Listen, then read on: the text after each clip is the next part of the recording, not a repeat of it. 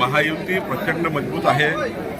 आपापला पक्ष वाढवण्याकरता आपापल्या कार्यकर्त्यांना काही भूमिका मांडाव्या लागतात। शेवटी एकनाथ शिंदेजी आपला पक्ष वाढवतात आहे, अजितदादा आपला पक्ष वाढवतात आहे। आम्ही 1.5 कोटी सदस्य संख्या असलेली भाजप त्या ठिकाणी गठीत करतो आहे। आज आम्हाला 1,31,00,000 मेंबरशिप आमची झाली आहे आणि 3 लाख सक्रिय सदस्य आम्ही करतो आहे।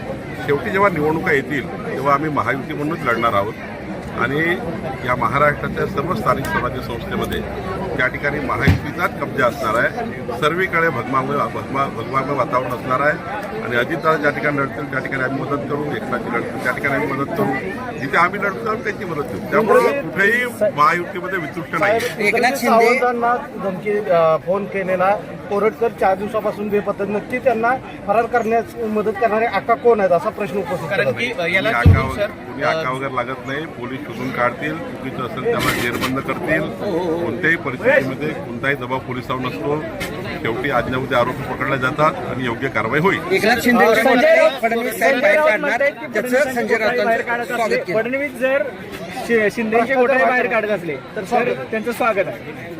कुठलाही घोटाळा एकनाथ शिंदेनी केला नाही आहे। आमचं सरकार पारदर्शी सरकार आहे, गतिमान सरकार आहे आणि आता संजय राऊतांनी 5 वर्ष विरोधी पक्षामध्ये चांगलं काम करावं, चांगल्या भूमिका सरकारला सांगाव्या। आमच्यामध्ये महायुती भक्कम आहे, त्यामुळे असे किती खडे टाकले संजय राऊतांनी त्याला काही उपयोग नाही। महाराष्ट्राची जनता संजय राऊताला ऐकत नाही, आम्ही सुद्धा ऐकत नाही, पण तुम्ही विचारलं म्हणून उत्तर दिलं। कुठलाही आमचं सरकार हे पारदर्शी आणि गतिमान सरकार आहे आणि प्रचंड ताकदीने सरकार चालणार आहे।